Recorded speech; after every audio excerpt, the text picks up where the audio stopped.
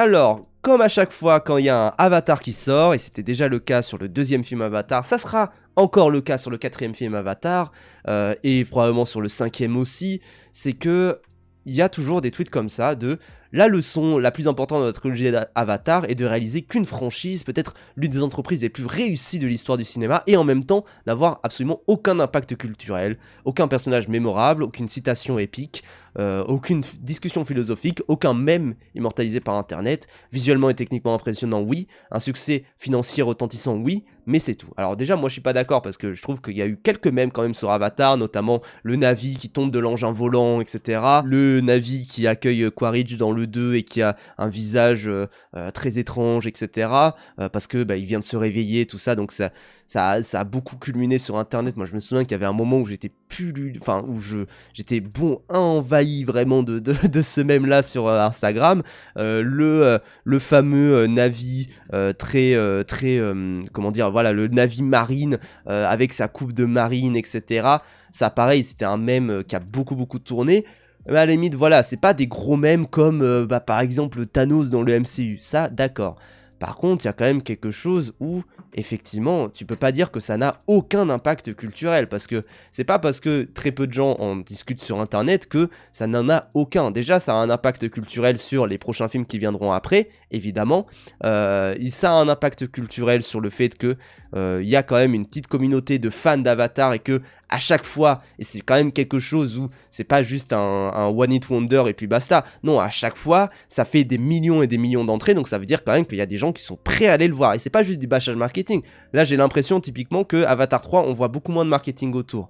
Mais quand même, ça propulse ça explose tous les records de l'année. Les gens sont prêts à en voir. Le seul problème, en fait, quelque part, pour rendre le film, entre guillemets, peut-être plus impactant culturel, j'ai envie de dire, c'est qu'en fait l'œuvre est à la base de James Cameron, donc c'est à dire que c'est James Cameron qui décide tout, que c'est lui qui a le contrôle intégral de la franchise, ce qui fait que oui, effectivement, il n'y aura pas des séries sur les personnages pour faire un petit peu monter la hype avant la sortie d'un film, et ce qui veut dire qu'il y a un petit gap en fait à chaque fois entre la sortie, déjà du 1 et du 2, ça évidemment, ça a pris 13 ans pour sortir, mais surtout là du 2 et du 3, il y a eu 3 ans où il y a eu quasiment rien, si ce n'est un jeu vidéo auquel personne n'a joué. Enfin, en vrai, je crois que ça a eu quand même du succès, mais effectivement, ça n'a pas eu non plus le même succès que ce que ça peut faire au cinéma. Ça veut dire qu'à chaque fois, c'est quand même des films où il y a une communauté, et c'est pas forcément parce que cette communauté n'est pas liée finalement, et qu'il n'y a pas vraiment des gens qui sont dans des fandoms comme par exemple pour Five Nights at Freddy's, pour Homestuck, des trucs du genre,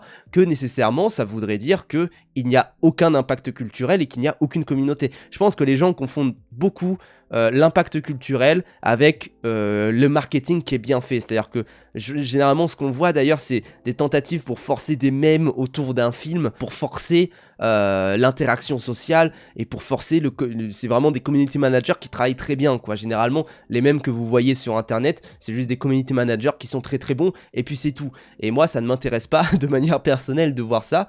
Je trouve quand même que effectivement il y a un truc où Avatar ça a un impact, ça crée des moments à chaque fois, et ne serait-ce que ça, c'est un impact culturel, quoi. Je pense que réduire l'impact culturel à juste dire il y a eu du merchandising, parce que généralement c'est ça, moi c'est le tweet que j'ai fait là-dessus, l'idée comme quoi Avatar n'aurait aucun impact culturel est ridicule, Twitter n'est pas la vraie vie, c'est des films qui font parler à la pause café, à la cantine, au bar, à la sortie fast-food après le film, pas nécessairement après le film d'ailleurs, hein, j'ai précisé ça comme ça, mais ça peut être discuté comme ça, en mode toi c'est quoi le dernier film que t'as vu? Moi je sais que genre mes darons par exemple, probablement qu'un des derniers films qu'ils ont vu c'était les Avatars quoi, clairement, et c'est pour ça que je dis confondez pas impact culturel et marketing réussi. Je trouve qu'à chaque fois la notion d'impact culturel c'est juste avoir des produits dérivés et une communauté. C'est marrant d'ailleurs qu'on dise jamais l'inverse, les Tortues Ninja ou les Transformers sont de super jouets à avoir dans sa bibliothèque, les films bident, et c'est vrai qu'il y a un petit peu de ça, c'est à dire que à chaque fois quand on parle des Tortues Ninja, des Transformers, on érige ça comme des grands symboles de la pop culture américaine, mais à chaque fois les films ils bident, à chaque fois les films c'est vraiment pas la panacée quoi, c'est à dire que Transformers 1 ça a bidé, il me semble que le dernier film des Tortues Ninja ça a aussi pas mal bidé, donc vraiment c'est ce truc où, moi j'ai vu d'ailleurs une vidéo en anglais alors qu'il était pas terrible mais qui précisait bien ce truc là, c'est à dire que effectivement quand on parle d'impact culturel généralement on va parler beaucoup de toute la question qui est une question fondamentale, hein, bien sûr, la question du merchandising, du cosplay, des communautés, des fandoms. C'est ça le truc, quoi. De toute façon, la présence d'un fandom, ça indique que les gens aiment la marque et les personnes, mais pas l'œuvre en elle-même. C'est un petit peu ça, c'est-à-dire que FNAF, je sais pas si... Moi, typiquement, je fais partie, hein, bien sûr, du fandom FNAF. C'est-à-dire que quand même, je suis de ce fandom-là. Maintenant, c'est pas un truc où je vais dire j'adore le jeu, j'adore tous les jeux. Évidemment que non. Il y a des jeux que je trouve déplorables, il y a des jeux que je trouve géniaux. Il y a les films, je les trouve infects. Enfin voilà. Pour autant, je peux pas dire si je croise quelqu'un qui est fan de FNAF, je pense qu'on peut avoir des discussions de plusieurs heures autour de FNAF. Ce qui ne veut rien dire, bien sûr. Le dernier film d'animation, non, mais même le dernier film d'animation de Transformers, il était vraiment bien aussi. Effectivement, les Tortues Ninja, les Transformers, tout ça, c'est quand même sympa de les avoir dans sa galerie, c'est quand même sympa de les avoir chez soi, c'est quand même sympa à avoir en jouer, bien évidemment. Maintenant, est-ce que ça fait tout ? Non, ça ne fait pas tout. Donc c'est pour ça que à chaque fois, moi, je pense que la notion d'impact culturel, elle est bien plus large que juste d'avoir des fandoms, que juste d'avoir des grands fans, etc. Je pense que Shrek, par exemple, a laissé un gros impact culturel. Il y a des gens qui sont fans, il y a des gens qui font des parodies, il y a des gens qui font des Shrek Redraw, des trucs du genre. Pour autant, est-ce que ça a eu plus d'impact que Avatar ? Non, ça a eu moins d'impact en termes de thunes, déjà, et surtout, enfin, Avatar, à chaque fois, ça génère des discussions, là, ça va générer des discussions pendant des semaines et des semaines et des semaines, et effectivement, est-ce que après la sortie du film, ça va en générer ? Oui, bien sûr, parce que dès qu'il y aura une nouvelle sur Avatar, les gens vont se dire, bon allez, on va aller voir ça, quoi. Moi, je me souviens, je suis allé voir les 4 Fantastiques en salle, exclusivement pour voir le trailer d'Avatar, exclusivement pour ça, j'en avais rien à foutre des 4 Fantastiques, j'ai trouvé le film pas vraiment médiocre, mais pour autant, je suis quand même allé voir le film juste pour voir le trailer d'Avatar, et j'ai l'impression que dans la salle dans laquelle j'étais, il y avait également de ça. Donc c'est pour ça que moi, je trouve qu'on bâche beaucoup, enfin c'est quoi l'expression déjà, qu'on sucre là, machin, enfin je sais plus, qu'on tape du sucre, je sais plus l'expression, je suis fatigué, mais je trouve qu'on tape vraiment beaucoup sur Avatar en disant que ça n'a aucun impact culturel, alors que la vérité, déjà en termes de recettes et en termes de revenus, déjà les recettes et les revenus sont d'un impact culturel, c'est-à-dire que peu importe ce qu'on en pense, on casse du sucre, voilà, merci, mais déjà, l'impact en termes de revenus, c'est un impact culturel. C'est-à-dire que Deadpool et Wolverine a un impact culturel. Lilo et Stitch a un impact culturel parce que ça a redémarré la machine des live-action Disney et tout ça. Ninja 2 a un impact culturel, ça c'est indéniable. Enfin, il y a vraiment des films comme ça qui ont des impacts immenses en termes de culture, en termes de box-office, en termes de plein de trucs, quoi. C'est drôle parce que des youtubeurs disent qu'Avatar n'a pas d'impact culturel pour descendre la saga, mais quand ça sort, ils s'empressent d'en faire une vidéo, ce qui est paradoxal de leur part. Mais bien sûr, en fait, le truc, c'est que à la limite, moi, le seul truc où je reconnais quelque chose par rapport, on bat le beurre sans le sucre, pardon.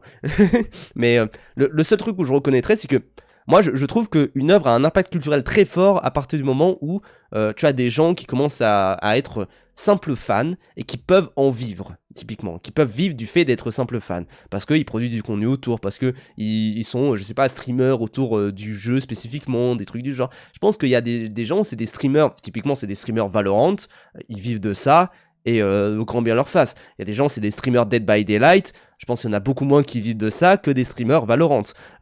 Et pareil pour les films, je pense qu'il y a des gens qui ne parlent que du MCU, qui ne parlent que de Marvel, et qui peuvent vivre de ça. Il y a des gens qui ne parlent que de Star Wars, et qui peuvent vivre de ça, qui peuvent, notamment tout ce qui est les fameux matchs de sabre laser, tout ça, c'est quand même, j'ai l'impression, en majorité des fans de Star Wars, même si la vidéo de Squeezie a dit le contraire, mais j'ai quand même l'impression que à chaque fois, c'est des gens qui sont fans de Star Wars et qui peuvent vivre de ça. Donc c'est quand même quelque chose où, à partir du moment où, c'est presque un peu macroniste, hein, mais à partir du moment où tu crées de l'emploi, moi j'estime que tu as de l'impact culturel quand même. C'est un petit peu ça. La technologie qu'il a développée et qui a changé énormément Hollywood, et rien que ça prouve son impact. Mais même ça, en fait, même ça, je suis un peu dubitatif quand même, c'est l'argument où je suis pas trop sûr, parce que typiquement la 3D ça existe encore, hein. Il y a encore des films en 3D, mais des films en 3D qui sont diffusés comme Avatar, c'est-à-dire quasiment exclusivement en 3D pour beaucoup de cinéma, je pense qu'il y a très peu de films qui sont comme ça, c'est-à-dire que moi à UGC je ne vois jamais de séance en 3D, sauf pour Avatar, et typiquement c'est aussi quelque chose où je vois jamais un tel entrain, bon là c'est un truc de destination ciné qui va se faire mettre bien sûr, mais je vois jamais un tel entrain à faire des séances à 8h du matin, des séances à 23h, et d'ailleurs c'est quand même quelque chose où vous allez sur le Pathé Palace pour voir tout ce qui est Avatar 3, etc. Tac, on va regarder. René Latope a un impact culturel, bien sûr, bien sûr, bien sûr. Mais on va regarder Pathé Palace, Avatar de feu et de cendres. Quand est-ce que ça passe? Ça peut passer, vous pouvez aller voir le film à minuit 15, commencer votre séance à minuit 15, finir à 3h52.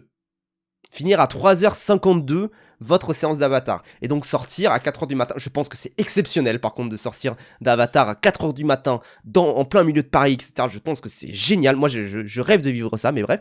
Mais je pense quand même que c'est quelque chose où il y a très peu de films qui ont cette aura-là et qui permettent vraiment d'autant bouger les foules et de faire des séances comme ça qui sont à moitié, enfin aux 3/4, même quasiment en 3D, enfin là visiblement aux 2/3 en 3D, comme ça je pense qu'il y a très peu de films qui mobilisent comme ça, bien sûr. Dans l'état de la recherche universitaire, Avatar est souvent cité en art, en sociologie et anthropo, et sur les études sur le jeu vidéo, mais bien sûr, Ago. Mais j'ai aussi l'impression que Avatar, c'est aussi, effectivement, c'est une technologie très indépendante, j'ai envie de dire. C'est-à-dire que tout ce truc de la 3D, du HFR, il y a quasiment que lui qui l'utilise. Il y a aussi Ang Lee, bien sûr, mais à part Ang Lee et James Cameron, il n'y a personne qui utilise ce HFR, ce VFR, tout ça, on ne sait pas exactement, parce que c'est deux notions différentes, bien sûr, et il n'y a que lui, et vite fait, il y a eu le Hobbit pendant un temps, quoi. Et c'est pour ça, à chaque fois, c'est quand même des brillots de technique, et pareil pour la technique de la performance capture, évidemment qu'elle est utilisée par-ci par-là, mais j'ai l'impression qu'elle est bien moins utilisée en ce moment, à part effectivement dans la planète des singes, donc tout ce qui est de Weta Digital, hein, bien sûr, donc on regarde un petit peu le CV de Weta Digital, et quand même c'est des gens qui à chaque fois vont extrêmement innover et extrêmement utiliser cette motion capture, donc notamment pour... oh putain, leur flagship title là c'est Minecraft le film, hein. Je sais pas quoi dire. Genre, vous êtes tombé bien, bah Weta FX hein, quand même. Mais effectivement, c'est quand même des gens où, à chaque fois, là, donc du coup, bon, qu'est-ce qu'ils produisent en ce moment? Vaiana, Stranger Things saison 5. Bon. Mais ils ont produit récemment plein de trucs et ils produisent toujours des trucs qui utilisent de la motion capture, qui utilisent de la performance capture, notamment Thanos, Alita, le perso d'Angie Man, tout ça, que des trucs du genre où à chaque fois c'est quand même des cas relativement récents de films qui utilisent ça. Et pour le coup, voilà, King Louis, donc ça c'est dans La Planète des Singes, César c'est dans La Planète des Singes, BFG dans Le Bon Gros Géant de Spielberg, Smoke dans Le Hobbit, Gollum également, Kong, ben ça c'est dans le film King Kong, oui c'est dans le film King Kong je crois, mais c'est aussi dans Kong Skull Island bien sûr, Neytiri dans Avatar ça évidemment, et c'est quand même un truc où à chaque fois c'est réutilisé, mais c'est pas non plus sur-réutilisé, c'est pas non plus un film qui va... inventer plein de nouvelles méthodes pour être utilisées dans tous les films de science-fiction ou dans tous les films blockbusters non plus. Donc c'est pour ça, même ça, je le tempérerai un petit peu. Maintenant, il y a quand même quelque chose où, typiquement, vous allez taper livre sur l'histoire du cinéma, et moi je me souviens qu'il y avait de ça, où j'avais un bouquin sur l'histoire du cinéma pendant un temps, et vraiment l'affiche, alors...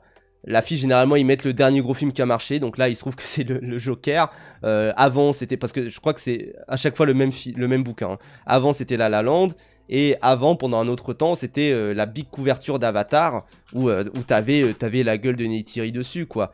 Et parce que c'est un bouquin... Enfin, parce que c'est un film que tout le monde reconnaît. Bon, là, c'est que des livres sur Avatar. Mais je me souviens que j'avais ce film-là. Je me souviens que j'avais ce bouquin-là. Je l'ai plus avec moi, malheureusement. Si on regarde toutes les éditions à travers le temps, voilà. Moi, j'avais cette édition-là, donc du coup, avec la gueule de Neytiri en plein milieu, c'est quand même quelque chose où ça attire l'œil, quoi. Et ça attire peut-être plus l'œil que d'avoir du In the Mood for Love, quoi. Des livres sur l'histoire du cinéma à conseiller. En vrai, celui-là, il était pas mal de souvenirs. Peut-être qu'il a changé dans les dernières éditions, et c'est vrai que putain, j'ai pas envie de vous conseiller un film ou enfin un bouquin où sur la couverture il y a genre juste le Joker, genre ça ira, quoi.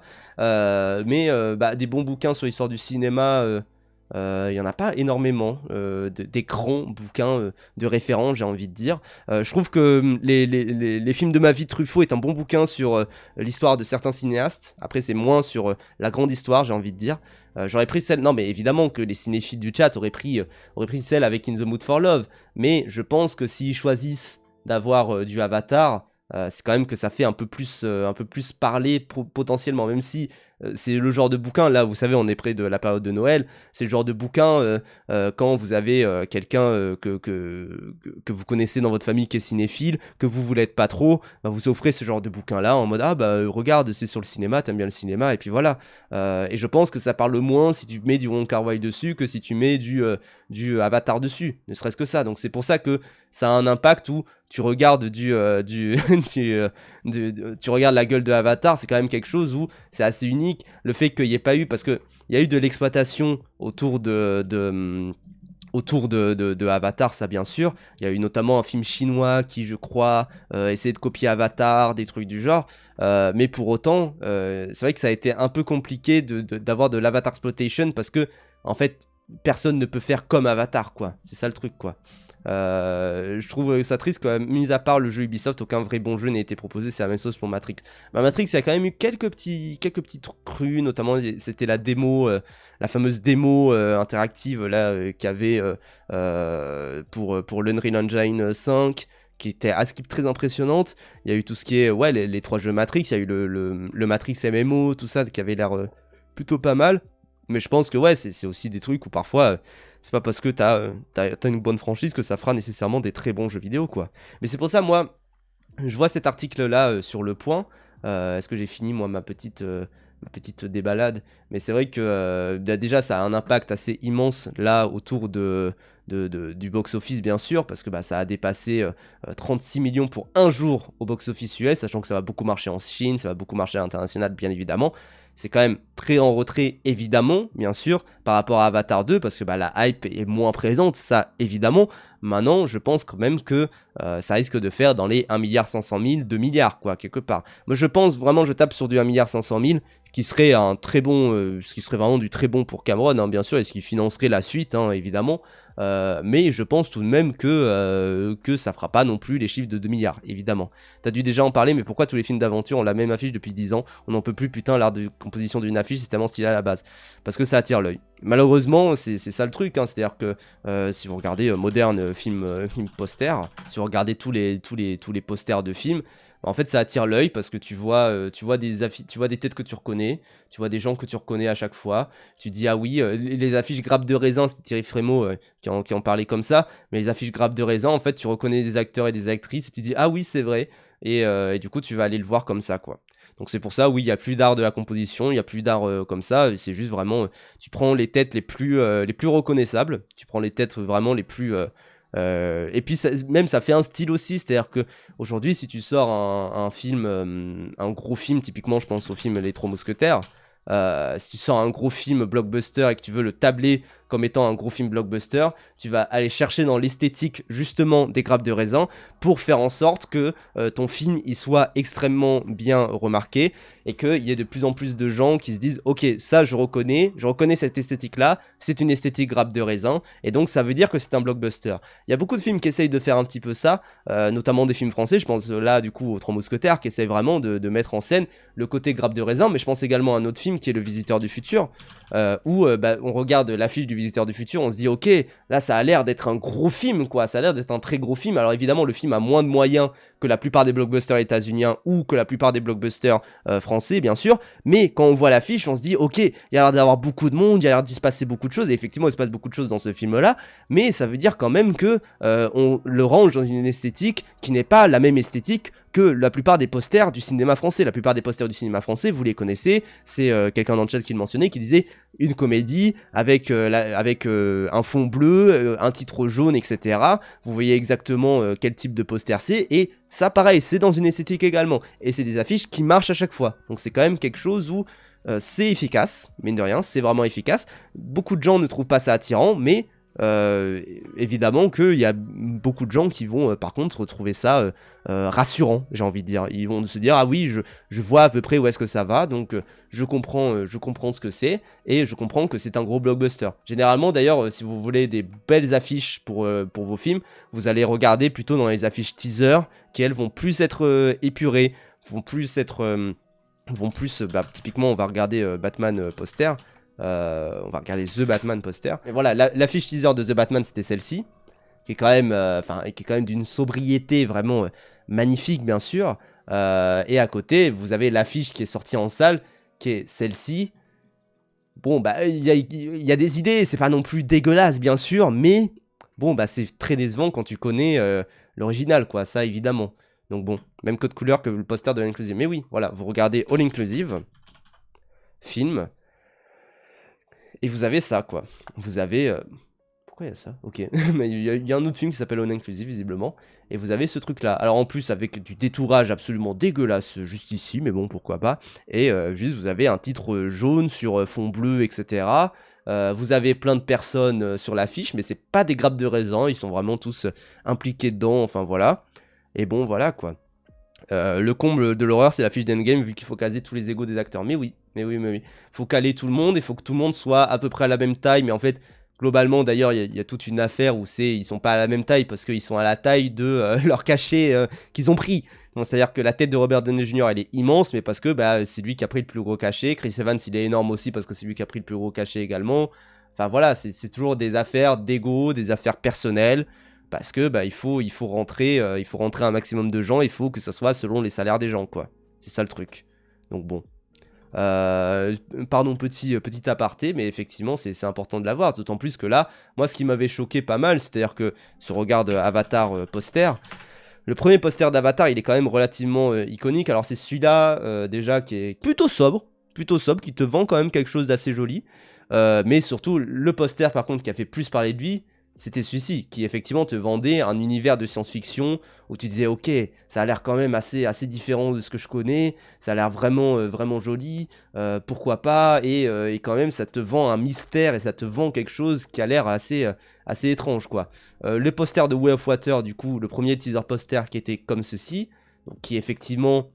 Bah c'est dans la même idée d'ailleurs que celui-ci, c'est-à-dire que mais là où c'est beau, c'est que tu vois l'évolution technologique entre-temps, parce que bah là, il y a des particules vraiment d'eau, etc. Et tu te dis, putain, en fait, effectivement, le temps, il a changé quand même, hein. Et du coup, le poster final, qui lui était beaucoup plus grappe de raisin, j'ai envie de dire, donc voilà, qui était comme ça, avec... des gens dans le flou des gens dans le flou de la lune, enfin de la planète autour de laquelle gravite Pandora.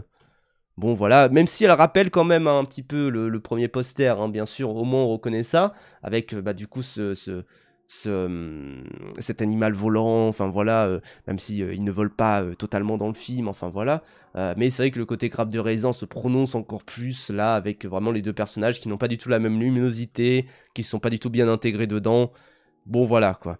Et d'ailleurs, bah, du coup, Avatar 3, on regarde le poster, et pareil, hein, il y a eu un poster teaser qui était celui-ci. J'en ai déjà parlé hein, d'ailleurs, mais je trouve pas le poster teaser magnifique, notamment parce que je trouve que les yeux brillent un petit peu trop. C'est un petit peu dommage. Et bah, le poster de fin qui est pas terrible non plus, quoi. Si on le regarde, bon là il est en chinois, hein, mais voilà. Mais le poster de fin qui est pas génial non plus, parce que bah, là, le côté grappe de raisin, on est passé du premier Avatar où il y avait deux personnages, donc qui étaient juste Jake et Neytiri, Jake sous forme humaine, à quatre personnages avec donc Jake, Neytiri, Loak et sa meuf, là j'ai oublié son nom, à là ce poster où on a rajouté, alors on a Neytiri, Jake, Quaritch, Loak, Kiri, Spider, Varang. On n'en peut plus, on n'en peut plus. Il y a trop d'avatariens, il y a trop de gens, il y a trop de gens tout bleus. Là, je n'en peux plus, je n'en peux clairement plus. Donc voilà. Mais c'est pour ça, je suis curieux de cet article du Point qui s'appelle donc Pourquoi Avatar n'est pas une saga culte, qui est sorti il y a quelques jours. Je sais qu'on me l'a linké en me disant, bah écoute, je sais que tu te poses la question là justement, tu te poses la question là-dessus. Donc je suis curieux de voir qu'est-ce qu'ils ont à en dire justement le Point. Le Point, on rappelle, on a déjà lu ici un article, c'était une interview de Michel Hazanavicius qui revenait sur l'antisémitisme de gauche, tout ça, enfin voilà, qui était assez déplorable à lire, mais il y avait des choses quand même à en dire, donc c'est pour ça, moi je suis curieux de voir qu'est-ce qu'a à en dire le Point de ce Avatar 3. Tu n'as pas loupé grand-chose, puisque là on commence la lecture d'un article. Comment un film fait-il pour habiter durablement nos souvenirs? Pour Agathe, freelance en communication, Avatar n'a pas été seulement un film, il a été une porte vers un monde magique. C'est en 2009, avec son père, qu'elle a découvert les richesses de la planète Pandora. Je me souviens très bien de la première fois que j'ai vu au cinéma, la scène finale, quand le héros ouvre les yeux, m'avait totalement totalement bouleversé. Tout à fait, tout à fait, tout à fait. Le point des droits mais j'ai jamais lu leur rubrique culture. Ouais, généralement la rubrique culture des droits c'est pile ou face. C'est soit un peu, soit un peu réac, soit en vrai ils ont pris un mec pour la culture, mais en fait bah ils l'ont laissé se débrouiller. Typiquement c'est Jérôme Lachasse sur BFM où il est un peu en dehors même de la ligne édito de BFM quoi, clairement. Donc bon. Chef-d'œuvre, film réconfortant, lien d'âme, aucun mot n'est trop fort pour la jeune femme de 24 ans lorsqu'il s'agit de décrire la saga de James Cameron. L'acceptation de l'autre ou encore la question de l'identité, autant de thèmes qui ont parlé à la petite fille, à l'adolescente, puis à la jeune femme qui a vu et revu le film et qui a attendu le deuxième volet, Avatar la voix de l'eau, avec une impatience gourmande. Et moi je me souviens d'ailleurs que Avatar 2, d'ailleurs j'ai un petit props. Avatar 2, je l'ai vu le jour de mes 23 ans, dans une projection très spéciale puisque c'était la projection presse. Et oui, j'ai ce petit item là. J'étais à la projection presse de Avatar la voix de l'eau. Donc un jour avant, vraiment la veille, je l'ai vu en salle, en 3D, dans le grand Rex, dans le grand large du grand Rex, etc. Avec un petit message juste avant de James Cameron, tout ça. Et j'ai trouvé ça très très bien, très très beau. On a interviewé juste après, parce que j'étais là pour aller au ciné, et on l'a interviewé juste après Mijirashi qui sortait de la salle, et on a interviewé plein de gens qui en sortaient, tout ça, et c'était vraiment incroyable. Et voilà, et c'était, moi je sentais effectivement que La Voix de l'eau était un grand événement, était vraiment un très grand film. Là, Avatar 3, j'ai moins ce sentiment-là, c'est sûr et certain. Même si je sens quand même que on va en parler pendant des semaines. Même si je sens ça, évidemment, parce que bah, c'est la fin d'une saga, que ça va en parler après, plus tard. Mais voilà, on va regarder.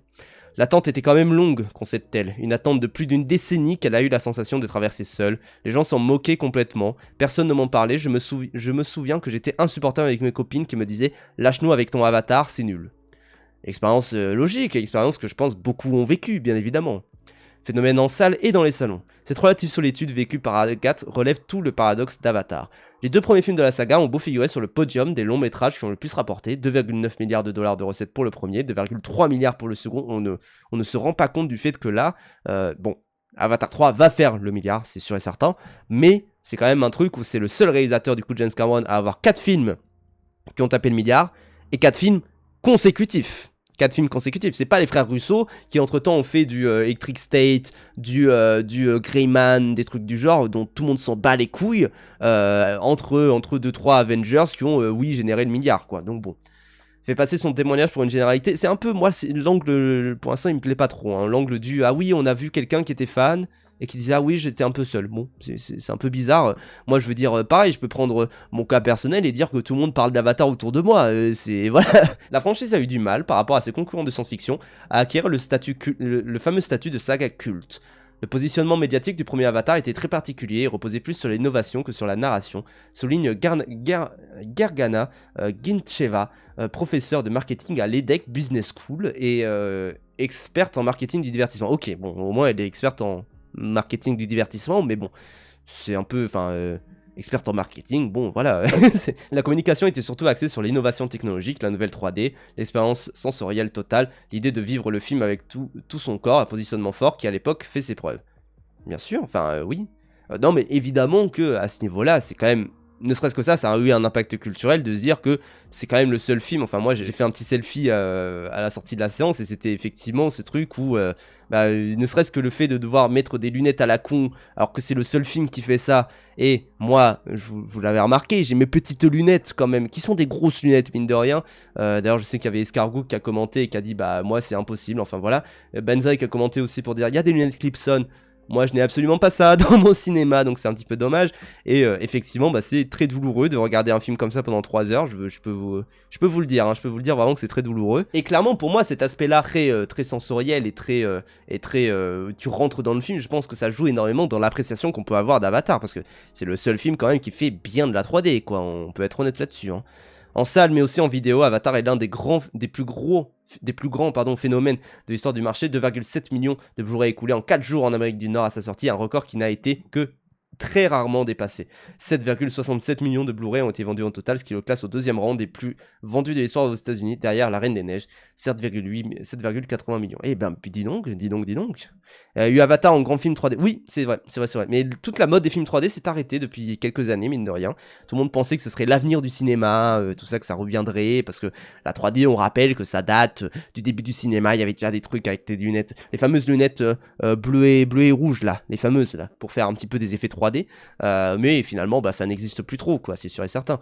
Rappelez-vous que pendant un temps, la mode était telle que y a une vidéo de Cyprien qui est en 3D. C'est-à-dire que si on regarde Cyprien en 3D, il y a une vidéo comme ça qui s'appelle La Canicule, qui je crois n'existe plus. Ah, elle n'existe plus, c'est dommage. Mais il y avait une vidéo de Cyprien qui s'appelle La Canicule, elle était en 3D, et parce que il y avait une fonctionnalité sur YouTube pour mettre des vidéos en 3D, que personne n'utilisait, parce que c'était trop chiant à utiliser, mais il y avait une fonctionnalité comme ça. Bon, la vidéo n'est plus accessible visiblement, vu que YouTube a enlevé cette vidéo-là. Adieu au langage, c'était en 3D aussi. Tout à fait. Par Prometheus et Gravity, je me souviens plus d'un film sorti peu de temps après la sortie d'Avatar qui était marquant à ce point. En fait, c'est surtout que tout le monde utilisait la 3D, quoi. Enfin, c'est surtout ça. C'est pas de dire qu'il y avait des films marquants, c'est que vraiment tout le monde s'accordait pour dire ouais, la 3D c'est le futur, on va tous utiliser de la 3D, quoi. Donc bon. L'effet James Cameron. Pour Nicolas Allard, professeur agrégé, essayiste et spécialiste de la science-fiction, ce raz-de-marée initial repose sur 3 piliers. Le premier d'entre eux, indique-t-il, est la révolution visuelle. Bien évidemment, c'est un élément très important. Si on fait un peu d'histoire de la science-fiction au cinéma, bien souvent une révolution visuelle ou un choc visuel est associé à un succès. Je pense à Star Wars, bien sûr, mais aussi à Jurassic Park et Matrix. Bah oui, 3 films qui ont beaucoup révolutionné en leur temps. Alors, Star Wars, c'était beaucoup... je crois que c'était surtout sur l'épisode 5, du coup, donc l'Empire contre-attaque, où en réalité Star Wars épisode 5, si je me souviens bien, c'est lui qui a inventé le THX. Alors pour ceux qui connaîtraient pas, t'as George Lucas, il est allé voir Un Nouvel Espoir, donc Avatar épisode 4, et il s'est dit putain c'est bizarre parce que moi quand j'étais dans ma salle de montage, le son il était pas comme ça. Et donc il a inventé toute une classification qui s'appelle le THX, qui est encore utilisé d'ailleurs, enfin c'est ce fameux logo qui est absolument qui te broie les oreilles tellement il est fort tout ça, mais en fait c'est un logo pour calibrer le son dans la salle de cinéma, et pour faire en sorte que tout le monde ait à peu près le même son. Et c'est pour ça que ça vous rappelle certainement, bien évidemment, des souvenirs, mais c'est un truc, c'est comme l'IMAX par exemple, où c'est une marque qui permet, enfin qui est pour des techniciens quelque part, qui est pour faire en sorte de tout calibrer, et du coup tu payes THX pour faire en sorte de bien calibrer, et que l'expérience, que ça soit chez toi, au cinéma, dans la salle de montage, ça soit à peu près la même, et que ça soit bien calibré là-dessus. Évidemment qu'il y aura des problèmes, bien sûr, mais ça soit à peu près la même chose. Ça, évidemment. Donc c'est pour ça que Star Wars, ça a été extrêmement important à ce niveau-là.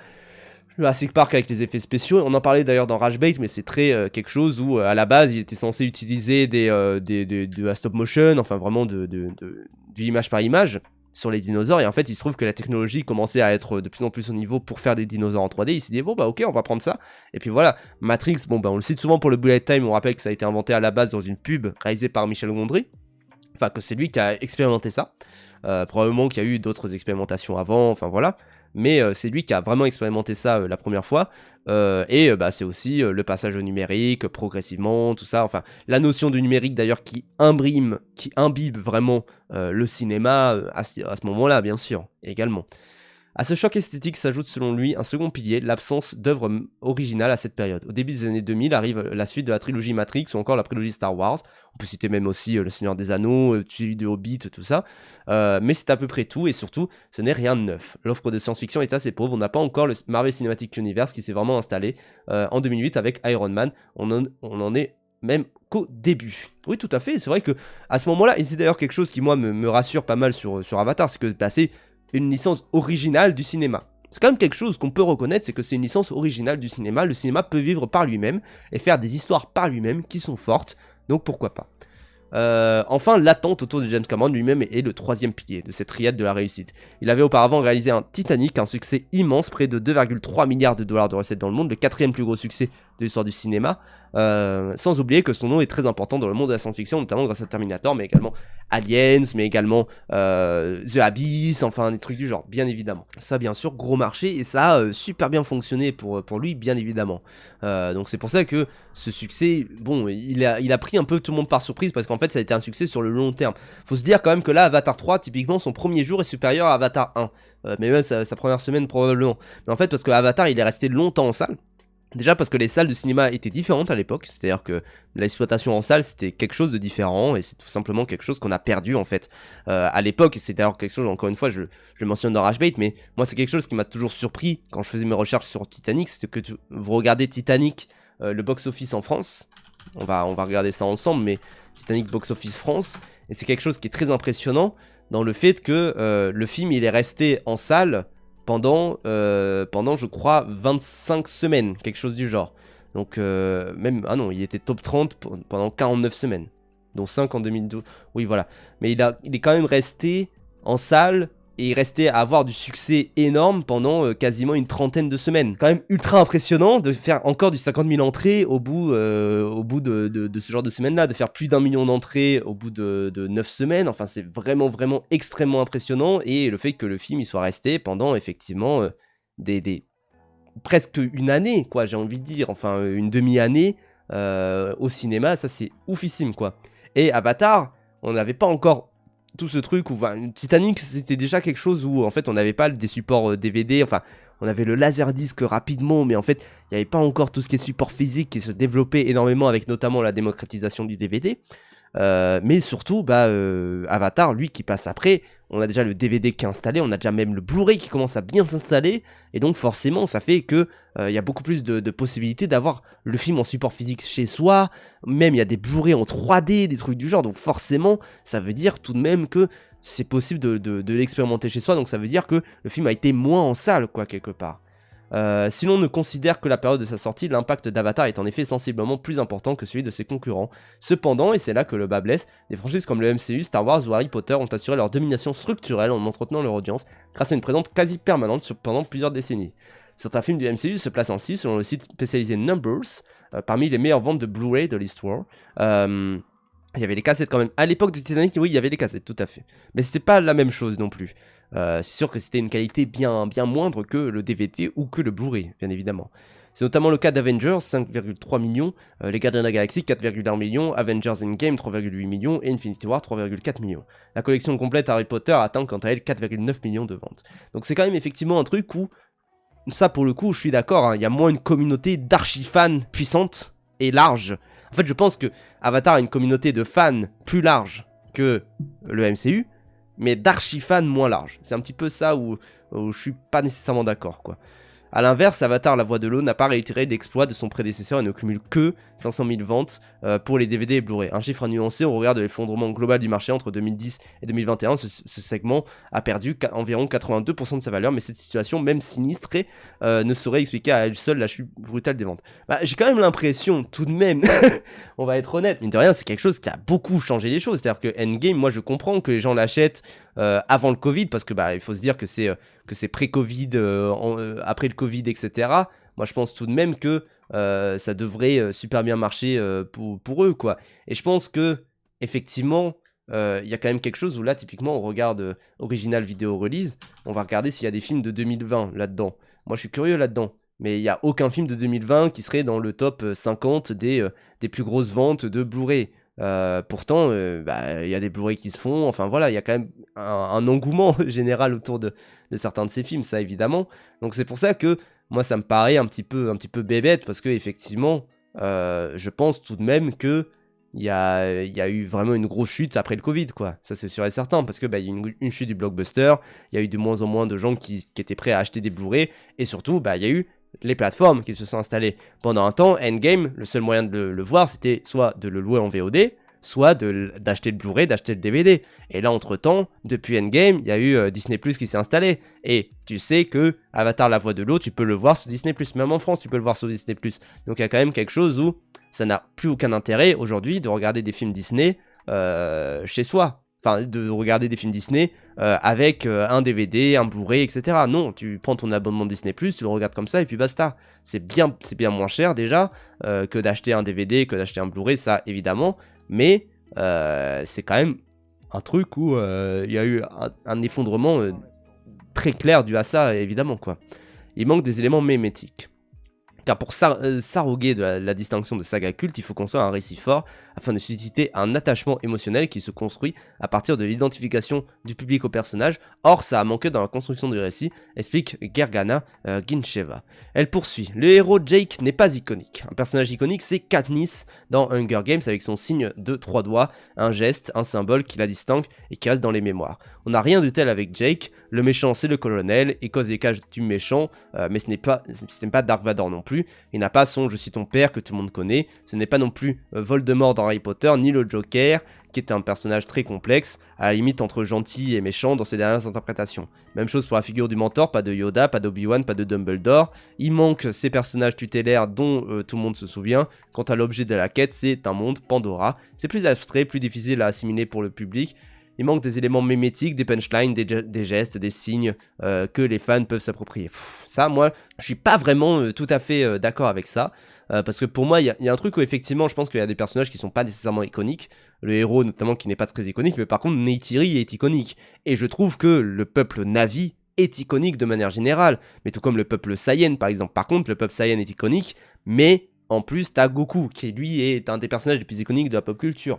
Donc c'est quand même quelque chose où je pense que c'est une vision très individualiste de c'est quoi être iconique, et que je pense vraiment que il y a un impact très fort de la part de tout le peuple, de toute la planète, tout le rapport également à Eywa, qui est souvent répété, et ne serait-ce que le fait que Eywa soit devenu de plus en plus un terme qu'on utilise grâce aux deux, hein, d'ailleurs grâce aux deux qui construit de plus en plus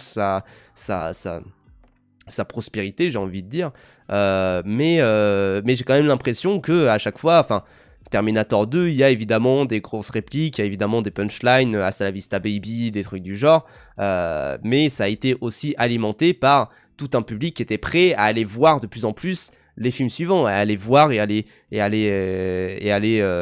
disséquer, et même à aller voir les merdes que ça puisse sortir, et puis voilà quoi. Donc bon. Le récit mis à part, James Cameron a aussi abandonné le public de sa saga pendant 13 ans jusqu'en 2022 sans spin-off ni produits dérivés. Il n'a que très peu nourri les fans, estime Nicolas Allard. Mais nuance, certes, quelques œuvres dérivées ont été publiées et ont permis un univers étendu, mais elles sont extrêmement confidentielles. Et surtout, elles ont considérablement tardé à sortir. La plupart sont apparues à peu près au moment où Avatar est revenu sur les grands écrans, donc autour de 2022-2023 avec le film La Voix de l'eau. Insuffisant pour tenir son audience en haleine. Et je te lis juste Kaji. Avatar reprend des sujets déjà connus pour des spectateurs, incluant les Américains, où le film se situe ce qui se passe à Pandora comme dans notre monde. Jeux vidéo, guerre, écologie, romance.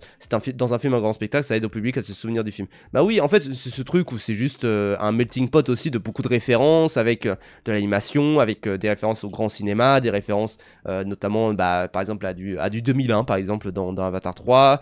Il y a des références à des... Enfin, il y a une séquence un petit peu psychédélique, entre guillemets, dans Avatar 3. Et c'est pour ça que, oui, effectivement, en fait, moi, je trouve que le principal problème, je pense, de Avatar, de manière générale, en tant que saga, c'est principalement que c'est une saga menée par James Cameron, que c'est lui qui est le chef vraiment de toute cette saga, et qu'en fait il a laissé très très peu de place au fait de pouvoir un peu naviguer dans son imaginaire en tant que tel. C'est-à-dire que comme c'est lui qui est le chef de toute cette saga, il n'y a pas eu énormément d'œuvres dérivées, il n'y a pas eu énormément de spin-off, j'ai envie de dire, autour, ce qui est un bien, parce que clairement pour moi je suis pour le fait qu'il y ait une personne qui soit à la base d'une œuvre et qu'il nous donne sa vision de son univers. George Miller fait beaucoup ça par exemple avec Mad Max, où c'est lui qui est à la base de toutes les œuvres qu'il y a autour, et même s'il y a eu un jeu vidéo, en fait tout le monde s'en fout, et reste que les gens sont là pour regarder la saga de George Miller, et que même malgré ça, il a quand même réussi à créer un univers, et James Cameron a réussi à créer un univers extrêmement pertinent avec son Avatar, et évidemment toutes ses équipes autour ont participé à créer cet univers là, mais comme c'est lui qui est à la base de tout ça, ça fait que si James Cameron demain décède, en fait Avatar n'aura plus tellement de suite, l'univers sera terminé. Moi je trouve ça en même temps positif et en même temps négatif, c'est à dire que je trouve que c'est sympathique Enfin, comment dire, je trouve que c'est très bien d'avoir un auteur qui est à la base de son récit, mais par contre, ça veut dire qu'en termes d'iconicité et en termes vraiment de popularité, en termes d'exploration de l'univers, c'est assez limité parce qu'il n'y a que lui qui peut interpréter cet univers-là. J'aime bien par exemple le fait que Star Wars ait pu passer de main en main, qu'il y ait des gens qui se le soient réappropriés, parfois pour faire quelque chose un petit peu mauvais, mais parfois pour faire Star Wars 8, qui est le meilleur épisode de la saga. Donc c'est quand même quelque chose où à chaque fois, je trouve qu'on est en droit de se dire qu'il serait temps à un moment pour James Cameron de passer le relais, mais en même temps, moi je suis très content de voir que c'est lui qui est derrière tout ça, et que c'est lui qui est en maîtrise de tout cet univers. Au moins ça. Au moins ça. Si bien qu'en ligne, pour moi Star Wars c'est un peu comme Tintin et Astérix. Oui voilà c'est ça. 3 sur 10 Rage Bait. Non le 8 c'est le meilleur.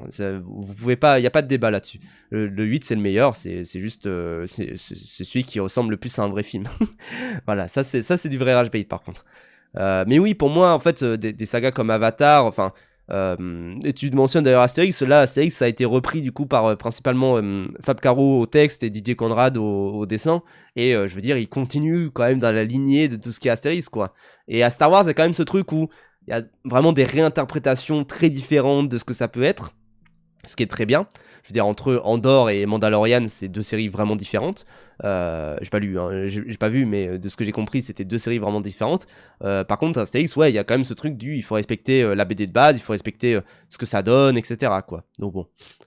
Si bien qu'en ligne, les communautés s'essoufflent. Le seul exemple de Reddit, premier forum en ligne mondial, apparaît particulièrement éloquent. La communauté des fans d'Avatar, regroupée dans un espace de discussion au subreddit appelé r/Avatar, y atteint à peine les 700 000 fans. Une broutille comparée aux 3,7 millions d'aficionados d'Harry Potter ou aux 4,6 millions de turéféraires de Star Wars qui discutent chaque jour.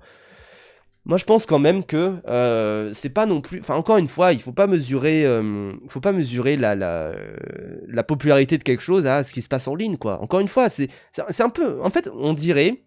Moi, je trouve.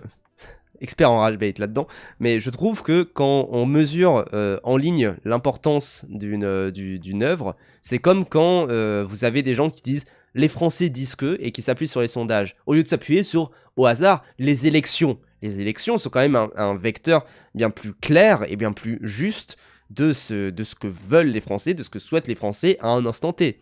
Alors que les sondages, on sait très bien que selon comment la question est posée, selon comment ça se passe, c'est beaucoup moins figé qu'une élection.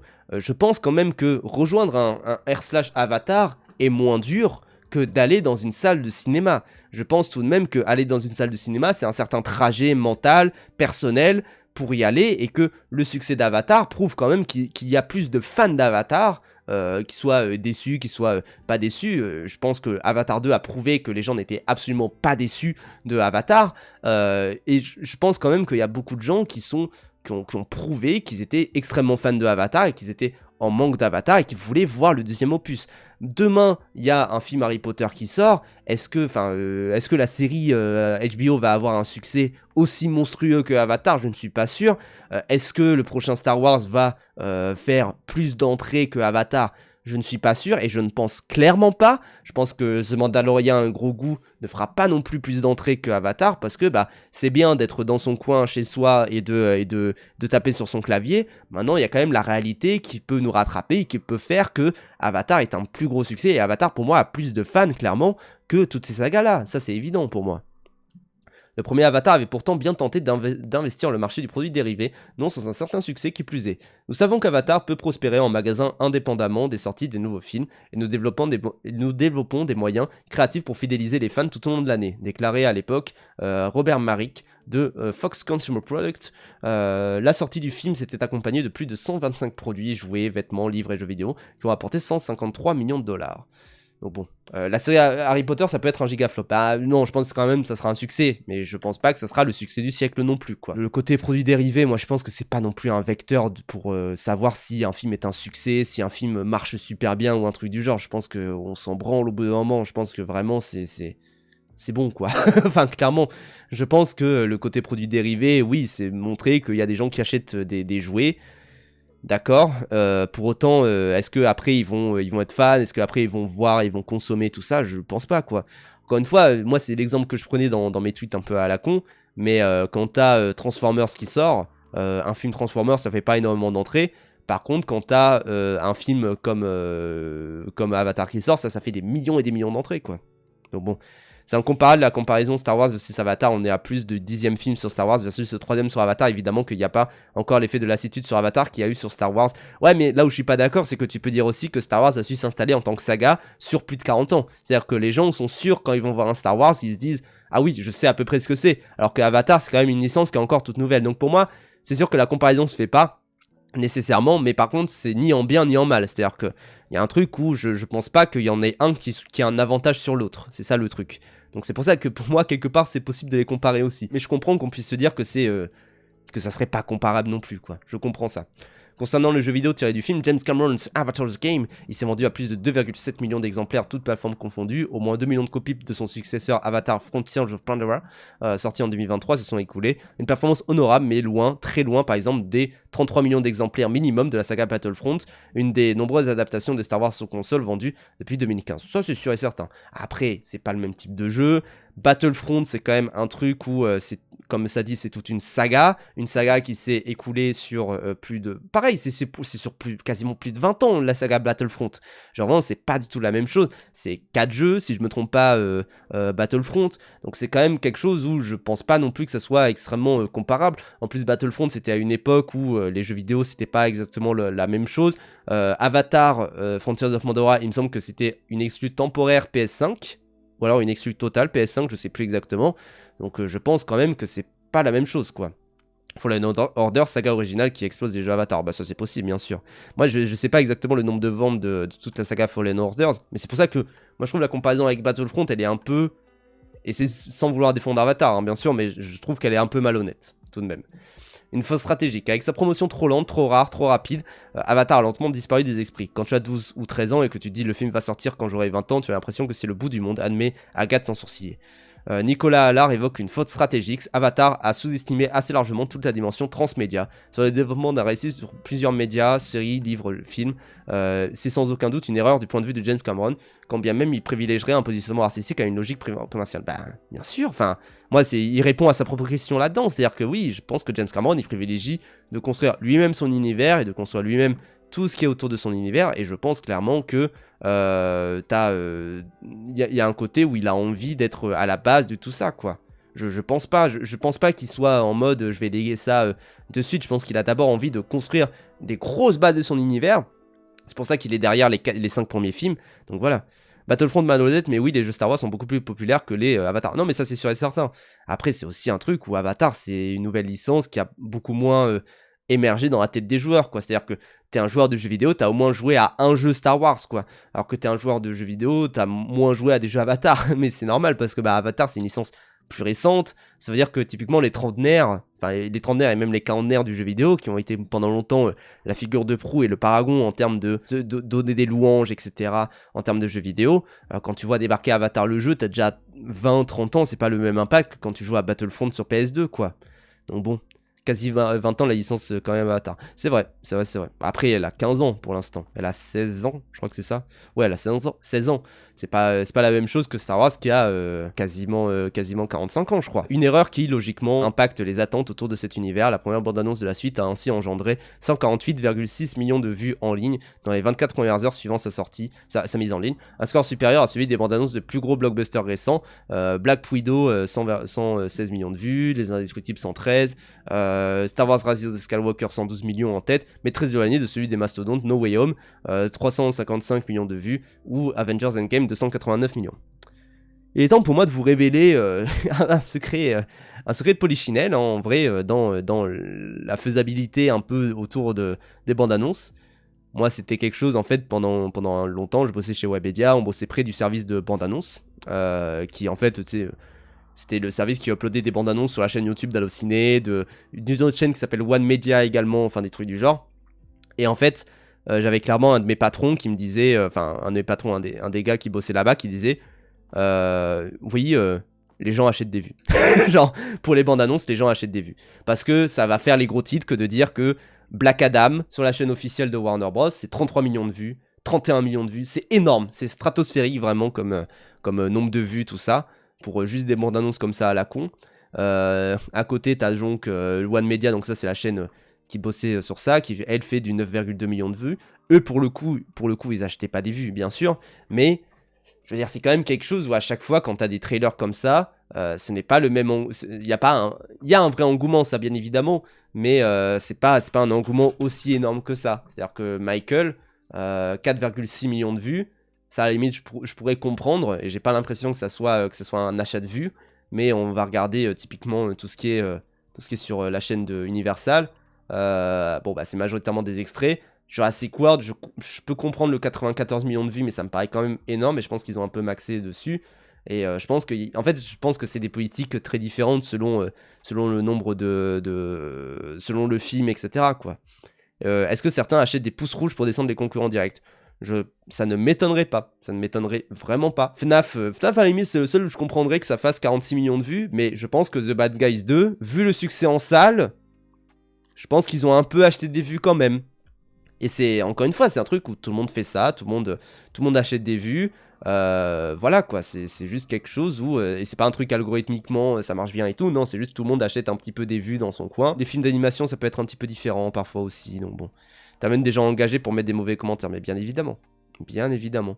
Donc c'est pour ça, à chaque fois, c'est quelque chose où les gens achètent des vues. Donc c'est pour ça que No Way Home, bien évidemment, je pense que ça a eu un gros succès en termes de bande-annonce, ça s'est vu de façon au box-office, bien sûr, mais c'est quand même un film où ça n'a pas fait non plus autant de vues que ça. Faut quand même se dire que les gens ont 300 millions de vues, c'est pas rien, 300 millions de vues, il n'y a que sinon des très grosses vidéos musicales d'ailleurs très souvent qui font autant de vues quoi. Moins fort que Loki. D'un point de vue marketing, un film fonctionne comme une marque. Il faut entretenir la mémoire collective par des jeux vidéo, des parcs à thème, des séries, etc. Tranche Gargana, Gincheva. Or, le merchandising entre les deux films s'est raréfié. Au contraire de la saga de George Lucas qui a inondé le marché depuis la sortie du premier film en 1977. Bah oui, c'est la fameuse punchline de Val qui dit George Lucas s'est enrichi grâce au vent des figurines. Dès le départ, dans Star Wars, les personnages et le récit étaient extrêmement forts. Et entre les films, il y avait des jouets, des dessins animés, des spin-offs, quelque chose d'entretenait constamment la flamme. Bah oui, Avatar, il a pas voulu faire ça. En fait, moi, c'est ça le truc, c'est-à-dire que dire que c'est pas culte, moi déjà, je suis pas d'accord. Mais dire il a fait une erreur en ne faisant pas du slop à Coco, je me dis bon, c'est un peu débile quoi. En fait, ce qui me paraît bizarre, c'est que alors que je suis pile dans la génération Avatar, en 2000, donc 7 ans à la sortie du premier et le deuxième vers 20 ans, bah, j'ai l'impression que malgré les succès immenses et indéniables des Avatar en salle, si tu te demandes aux gens de ma génération c'est quoi les sagas iconiques de ta génération, ils vont citer les Star Wars, le Seigneur des Anneaux et Harry Potter, le MCU, mais très souvent ils vont oublier Avatar. Après, je fais peut-être une généralité débile par rapport à mon entourage, évidemment. Non, mais je pense que t'as en partie raison dans le côté où Avatar n'est pas vu comme une saga, mais tout simplement parce que le deuxième opus il est arrivé il y a 3 ans.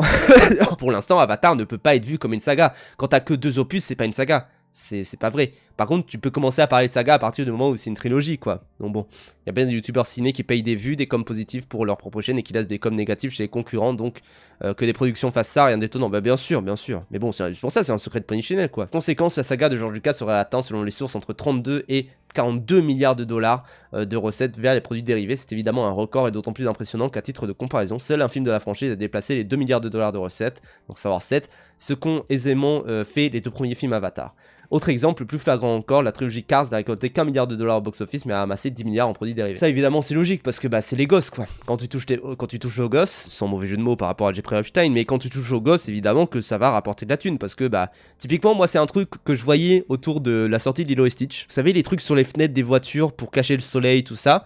Mais en fait, ils revendaient les mêmes que pour Lilo et Stitch premier du nom, donc ils revendaient les mêmes trucs qu'il y a 20 ans. Même moi, j'ai acheté les skin cards sur Rocket League, bah oui, normal. C'est totalement malhonnête, c'était juste une volonté de Cameron, et oui, le troisième vient à peine de sortir, donc soyons un peu indulgents et ne comparons pas l'incomparable, justement, c'est d'autant plus respectable de faire ces chiffres avec si peu. Bah oui, c'est pour ça, moi je trouve que, c'est quand même indéniable que c'est des films, à chaque fois ils tapent le milliard, 1,5 milliard, 2 milliards, des trucs du genre. Ça c'est quand même un truc où tu te dis mais comment alors que c'est le seul à la barre quoi, c'est clairement ce truc là. Bon, évidemment il y a toutes ces équipes derrière, il y a ces producteurs historiques etc, bien évidemment, mais c'est quand même quelque chose où il y a c'est quand même le seul qui dirige tout ça et qui est maître de tout ce qui se fait quoi. Même le jeu vidéo qui s'est fait, il est quand même allé autour, enfin voilà quoi. Sur le terrain du streaming, la donne est identique ou presque. La saga Avatar est un phénomène isolé. La société d'analyse Samba TV indique que plus de 2,6 millions de foyers américains ont lancé Avatar la voix de l'eau sur Disney+, ou Max, dans les 4-5 premiers jours après sa mise en ligne, ce qui marque un lancement en streaming fort. Pour autant, c'est moins que le premier épisode de la série Loki, 2,9 millions de foyers sur ses 8 premiers jours, et à peine plus que Falcon et Soldats d'hiver, 2,2 millions de séries estampillées Marvel. Pareil, si c'est sur les 4-5 premiers jours, je pense qu'il y a beaucoup de gens qui regardent encore Avatar la voix de l'eau, là qui le regardent encore récemment, mais surtout qui le regardent constamment, quoi, qui se disent ah bah tiens, j'ai un peu oublié la voix de l'eau, j'ai envie de le revoir, ou alors tiens bah ça vient d'arriver, mais je vais prendre un petit peu de temps avant de le voir. Je pense que c'est d'autres manières de consommer que Loki. Effectivement, il y a plein de gens qui je pense ont lancé direct, quoi, parce qu'ils disent oh Loki j'aime bien ce perso, tiens tac j'ai regardé. Et je sais pas si la série Loki, elle va rester dans le temps aussi, quoi. Sur l'année 2023, le second volet a été visionné 6,4 milliards de minutes, ce qui ne le place que 9ème, loin de Vaiana, 11,6 milliards de minutes, ou Encanto, 9,7 milliards de minutes visionnées. Bon, ça, c'est logique, c'est de l'animation, c'est quand même des trucs où ça touche aux gosses, donc pourquoi pas. À titre de comparaison, Vaiana a totalisé 687 millions de dollars au box-office, 256 millions pour Encanto, bien loin des scores titanesques de la saga de James Cameron. Une rapide comparaison des statistiques d'Avatar avec celles des sagas concurrentes sur les réseaux sociaux fait émerger ce même paradoxe. La franchise de James Cameron domine largement Facebook, 42 millions d'abonnés contre 18 millions pour Star Wars, mais se retrouve distancé partout ailleurs. Et c'est pour ça, c'est pas un phénomène classique de pop culture où ça serait uniquement des trentenaires, etc. Non, c'est des gens de tout type de public. C'est ça le truc. Sur Instagram, l'écart devient abyssal, 17 millions de fans pour Star Wars contre à peine 1 million pour Avatar. Même mécanique sur X, où la saga de James Cameron, de George Lucas caracole à 6,5 millions de followers, quand Pandora peine à en réunir 300 000. YouTube finit enfin de confirmer le rapport de force, 580 000 abonnés pour Avatar, 4,3 millions pour Star Wars, et un total de vues qui plafonne à 215 millions contre plus de 1,5 milliard pour sa rivale. Bah oui, mais en même temps, ils font que publier des trucs dessus. Enfin, vraiment, quel est l'intérêt de s'abonner au compte Instagram d'Avatar? Par contre, il y a de l'intérêt à s'abonner au compte de Star Wars, parce qu'il y a tous les ans une actu, quoi. Tous les ans un truc qui sort. Un moment Avatar en ligne. L'affrontement avec Avengers, pourtant plus logique, puisque les deux franchises appartiennent au 21e siècle, tournent au même jeu de massacre. 13 millions d'abonnés sur Instagram, 15 millions sur Facebook, 8 millions sur X pour la saga Marvel. La domination des grands hommes bleus sur Facebook s'explique surtout par une conjoncture historique, l'explosion des recettes de films en 2009 et celle simultanée de l'usage de Facebook. Les archives le montrent clairement, dès 2012, la page d'Avatar cumulait déjà 36 millions de likes quand Star Wars n'en comptait que 9 millions. Ok. Il y a donc bien eu un moment Avatar en ligne, mais largement cantonné à Facebook et aux années 2009-2012. Le manque de popularité relative de la saga sur les réseaux apparu ensuite en porte la trace. Et la stratégie numérique du film n'a rien arrangé depuis 2009. La chaîne YouTube officielle n'a mis en ligne que 186 vidéos, soit une douzaine par an. Dans celle de Star Wars, on propose 2500 depuis 2005, l'équivalent d'une vidéo tous les 3 jours. Putain, mais il force. Mais en même temps, bah, entre les trailers, les behind the scenes, tout ça, oui, forcément, quoi. Les interprètes jamais visibles à l'écran, ce constat sur les deux sagas se retrouve aussi sur TikTok. Les contenus sont relativement similaires, bande-annonce ou extraits de films, pastilles humoristiques, making-of ou entretien des acteurs, pourtant créés peu ou prou au même moment, février 2023 pour Star Wars, décembre 2023 pour Avatar. L'activité des comptes est drastiquement différente, quasiment un contenu par jour pour l'un contre un contenu tous les 2 à 3 jours pour l'autre. Bah normal, en même temps ils vont pas bombarder de contenu, je pense que ça serait même pas dans les messages d'Avatar que de faire ça, j'ai envie de dire. Bon ça c'est un TikTok rigolo, j'ai vu passer, enfin voilà, je vais pas le montrer. Autre écueil, en se reposant uniquement sur sa révolution technologique, la saga de James Cameron a relégué les acteurs au second plan, difficile pour le public de créer un lien avec des interprètes jamais visibles à l'écran et sans aucune star établie. Zoe Saldana est devenue plus célèbre par la suite grâce à sa performance dans le film d'auteur d'Audiard, Emilia Pérez. Bon, c'est surtout dans les Gardiens de la Galaxie quand même, enfin vraiment. Faut dire que le public d'Avatar il touche tous les âges. Je pense que c'est une saga qui touche plusieurs catégories d'âge, avec des films qui parlent aux jeunes, adultes, retraités. Tous ces publics sont pas forcément prêts à acheter la figurine, le jeu, le savon, on est tiré. Mais bien sûr, je pense que quelqu'un en maison de retraite qui va regarder Avatar, parce que c'est sa seule sortie dans l'année, parce que la personne aime bien prendre un gros spectacle dans la gueule, etc. Je pense que la personne, ouais, elle va pas acheter des produits dérivés, ni des jeux vidéo, ni des machins, quoi. Genre, ça n'a aucun sens, quoi. Ouais, Zoé Saldana, pour le coup, je pense qu'elle est bien plus connue. Enfin, elle est pas connue pour Emilia Pérez, elle est bien plus connue pour Gamora dans la saga Les Gardiens de la Galaxie, quand même. Hein. On va être honnête. Sa contribution technique en tant que Neytiri dans Avatar est négligée ou reste méconnue parce que le public ne la voit pas réellement. Cela soulève donc une question plus large concernant l'impact de la performance capture au cinéma. Dans quelle mesure cela fait-il une différence sur l'impact du film, souligne Nick Rees-Roberts, professeur de communication à l'université Sorbonne Nouvelle. Ouais, bon, encore une fois, c'était des professeurs en communication, genre, il y a personne qui est spécialiste en cinéma là-dedans, ça va quoi. Parler au plus grand monde, parler à personne. Selon l'enseignant, cette absence de promotion traditionnelle serait peut-être voulue. L'absence réelle de buzz ou de hype, Avatar n'est pas à la mode très clairement, est à l'opposé des séries télé comme Stranger Things dans laquelle le studio Netflix dispose d'une stratégie promotionnelle très claire et pourtant pourrait en fait être la clé du succès. Bah bien sûr, parce que quand t'as les gosses de Stranger Things qui vont partout, c'est pas la même chose que quand t'as Spider qui est un inconnu, qui est dans 3-4 interviews. En fait, c'est ça le truc, c'est que d'ailleurs que même les humains, en fait, là, vous voyez bien que les humains, ils sont pas trop dans les interviews, quoi. C'est principalement James Cameron qui porte les interviews, là, actuellement, qui porte toute la campagne promotionnelle. Pourquoi Parce que la saga a été conçue dès le départ, et encore plus dans la voie de l'eau, qui l'oriente vers une aventure familiale pour parler au plus grand nombre. La stratégie marketing peu ciblée pourrait donc être liée à l'absence de tonalité intentionnelle du film, des films qui visent à toucher un public aussi large que possible sans les engager activement. Le fait que la promotion de la franchise Avatar soit si peu impressionnante est potentiellement ce que le public apprécie dans les films eux-mêmes. Après, je trouve ça bizarre parce que, évidemment, ça serait possible qu'ils soient bombardés de partout, de tous les acteurs, etc. Mais le film, il est porté par James Cameron. Et juste James Cameron. Et c'est tout. Parce que, encore une fois, ça revient à ce que ça disait encore avant, sur le fait que les gens avaient confiance en James Cameron et que c'était un des 3 piliers aussi, quoi. À partir du moment où tu dis Avatar et tout le monde connaît, c'est validé. Avatar était déjà rentré dans la pop culture dès le premier, même pendant l'attente du deuxième, juste grâce au nouvel univers et au box-office. Bah oui, bien sûr. Bien sûr. Il y a eu Saldana et Worthington à quotidien quand même. Bah oui, mais parce qu'ils ont pas pu avoir James Cameron. Je pense que c'est principalement pour ça. Parce que James Cameron, lui, il va pas là-bas. Il va au JT TF1 ou des trucs du genre. Je sais pas ce qu'il a fait, mais je pense qu'il a fait un truc genre le JT TF1, un truc comme ça, parce qu'il était à Paris pour l'avant-première, forcément. Et je pense que ouais, c'est un truc où... Enfin, c'est quand même quelque chose qui, moi, me rassure dans toute la saga Avatar. C'est que tout de même, t'as toute une saga qui est portée où le nom le plus important de la saga, c'est pas les acteurs, parce que personne connaît Sam Worthington, personne connaît Zoe Saldana, très peu de gens connaissent Sigourney Weaver actuellement. Par contre, c'est porté par un nom, James Cameron. C'est-à-dire que c'est indissociable, j'ai l'impression, dans les discussions autour d'Avatar, de ne pas parler de James Cameron. Même chez les non-cinéphiles, j'ai envie de dire, de pas parler de lui, de dire, ou au moins de dire, ouais, en plus c'est le réalisateur du Titanic, quoi. Genre juste ça. Je pense juste que Avatar se base tellement sur l'immersion en salle et Avatar, c'est le cinéma. C'est pour ça qu'il réussit à être dans cet endroit et qu'il n'a pas vocation à faire 12 000 produits dérivés, livres, jeux vidéo, etc. Cameron veut produire quelque chose de sensoriel, donc logique que ça l'intéresse pas les autres trucs. Bah bien sûr. Avec Emilia Pérez quand même. Ouais, mais Emilia Pérez, ça fait déjà un an, j'ai l'impression que tout le monde a un peu oublié, quoi. Donc bon. Ego Decrypt a eu Cameron, des fois il a des trucs étranges ou alors il est soutenu par un média. Oui, non mais il est soutenu par France Télé, je crois. Mais ouais, c'est pour ça, en vrai, je suis d'accord avec toi en Imi, c'est-à-dire que Avatar n'est pas fait pour sortir en dehors de la salle de cinéma. D'ailleurs, un vrai truc, c'est que le seul moyen de regarder Avatar 2 dans les conditions les plus proches de la salle, j'ai envie de dire, c'est de le regarder sur Apple Vision Pro. Donc c'est le casque de réalité augmentée là de Apple. Parce que c'est le seul endroit où c'est en 3D et en VFR. C'est tout. Il y a très peu de moyens. Et d'ailleurs, je sais que Nicolas Delage, il en avait parlé parce que le Blu-ray 4K de Avatar 2, en fait, il n'y a pas de HFR dedans. Alors que c'est chiant, c'est le seul moyen d'avoir du HFR, c'est dans des Blu-ray 4K et tout, et qu'il a acheté quasiment que pour ça. Mais en fait, le film, il est que à 24 images, j'ai envie de dire. Bon, c'est un petit peu dommage, quoi. L'absence de réelle réflexion autour de la promotion numérique montre que James Cameron n'a pas jugé nécessaire d'adapter sa communication, même après l'explosion des réseaux sociaux. Mais c'est pas lui qui gère la communication, c'est les gens de Disney, enfin, je sais pas, c'est quand même un truc où, oui, il est maître à la barre, il est producteur, enfin, voilà, mais c'est pas que lui qui gère ça, c'est aussi plein de gens, quoi.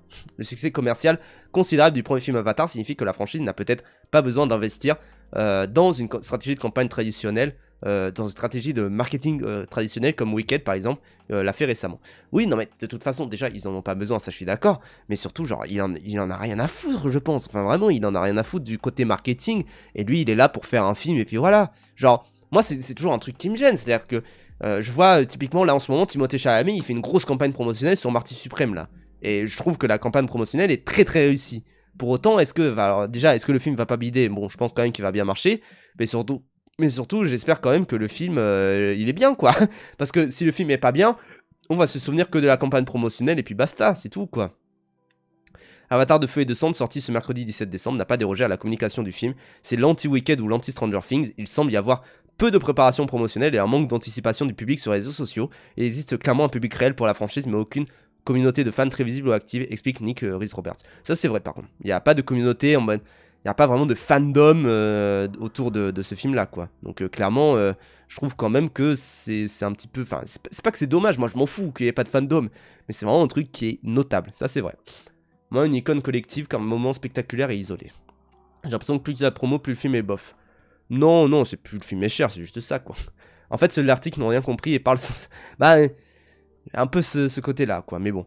La saga peut-elle tout de même devenir culte? Pour Gergana Gincheva, ça sera compliqué de rattraper le retard, mais pas impossible. Il faudra renforcer le transmédia pour consolider l'identification à la marque Avatar, créer des extensions de marque bien pensées, basées sur un récit et sur des personnages mieux définis. Si à partir de maintenant les personnages sont davantage travaillés, s'il y a un vrai effort sur le transmédia pour créer une communauté, alors oui, peut-être qu'on peut encore faire naître une véritable saga, mais...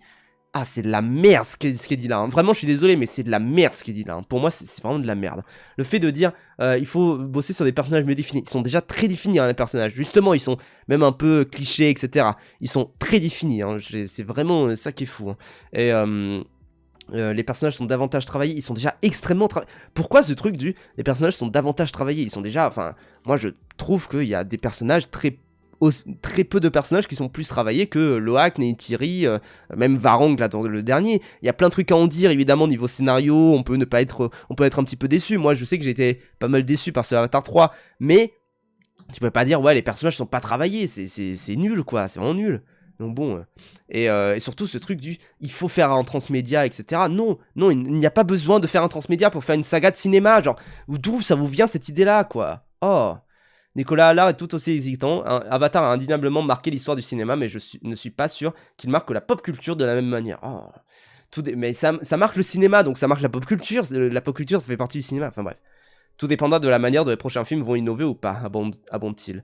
D'autant plus selon lui que les sagas de science-fiction comme l'adaptation de Dune par Denis Villeneuve, dont Avatar s'est réapproprié le livre original, ont émergé, risquant de subtiliser le statut d'œuvre culte dans la mémoire collective. Oui bon, genre vraiment, enfin, moi je trouve que ça c'est débile parce que bah Dune n'arrive vraiment pas à la cheville de Avatar. Déjà en termes de chiffres au box-office, ça évidemment, mais même en termes de popularité, enfin je sais pas quoi. Ça reste quand même relativement niche aussi le Dune de Denis Villeneuve quoi. Il reste tout de même des fans absolus pour mettre la saga sur un piédestal. Agathe, qui n'a pas pu se rendre à la première séance du mercredi matin, trépigne d'impatience mais ne cache pas son inquiétude. J'ai un peu peur d'être déçu, peur de me dire ça ne sert à rien, ça tourne en rond et ça gâche un peu le plaisir. C'est mon avis. Il vaudrait mieux que pour la saga que cette crainte soit vite dissipée. De l'aveu même de James Cameron, le futur d'Avatar repose sur le succès du troisième opus. En cas d'échec, pas d'Avatar 4 et 5 et pas de nouvelles chances pour la saga, enfin de devenir culte. Bon, c'est un peu nul comme article, je vais être honnête là-dessus. Moi, je trouve que l'article est pas génial. Vraiment, je trouve que... Enfin, je sais pas, ça loupe beaucoup de points, ça se concentre que sur certains points, etc. Ça balaye d'un revers de la main certains trucs, etc. Et ça dit, en fait, son succès, il est relatif, etc. Je trouve ça trop bizarre. Vraiment, encore une fois, c'est une saga de cinéma. Donc, c'est à regarder au cinéma. Et c'est tout, enfin, ça me paraît être la conclusion la plus logique autour de tout Avatar. Et encore une fois, le succès des films en salle prouve quand même la chose, quoi. Ça fait des comparaisons loufoques. Ouais, c'est ça, je trouve que les comparaisons sont parfois un petit peu malhonnêtes aussi. Donc bon, je suis pas très fan de cet article-là, je vais être honnête là-dessus.